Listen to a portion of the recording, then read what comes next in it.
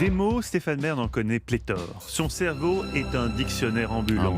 Ce qui lui permet, par exemple, lorsqu'il parle de son ami le président de la République, de varier les expressions. Ma douce lumière, mon souffle, mon astre d'or. Et fort, Je demande réparation. et fort de cette expertise linguistique, chaque après-midi, Stéphane peut nous dévoiler l'origine d'un mot ou d'une expression qu'on emploie tous les jours. Et alors là, c'est vraiment un petit mot qu'on emploie tout le temps, notamment dans les SMS. Ah, ok. Je suis ok pour vous donner le mot du jour. C'est donc ok. Quand je dis que c'est ok, ça ne veut pas dire que je suis d'accord. C'est juste pour dire que c'est ok. Ok étant l'expression du jour, même si pour le coup, je suis d'accord pour la donner. Je crois qu'on pourrait continuer longtemps comme ça, Stéphane, on a compris. Donc le mot du jour, c'est ok. Exactement, c'est ok. Oui. D'où viennent ces deux lettres Voilà. qui, une fois accolées, signifient que ça va bien? Eh bien, on retrouve cette expression dans différentes périodes et à différents endroits.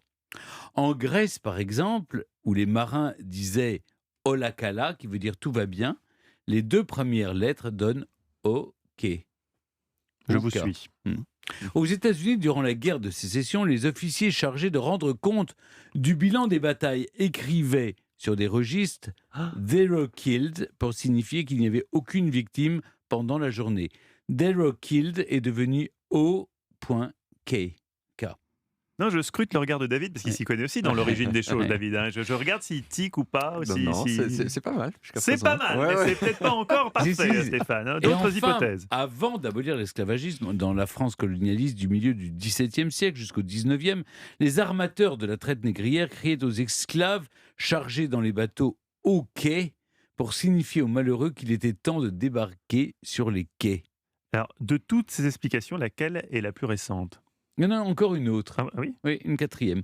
OK viendrait de all correct, avec un O et deux L pour all et un K pour correct, qui était une version familière de all correct avec un C. Une simple faute d'orthographe expliquant tout. Avouez que c'est important de connaître d'abord les autres explications. Oui, je préfère les autres explications qui me semblent plus plausibles que celle-ci qui est un peu tirée par les cheveux. Écoutez, moi, on m'a toujours dit, moi j'ai toujours appris le zero killed, Zero killed. qui Parce était... que la piste grecque, j'y crois pas trop.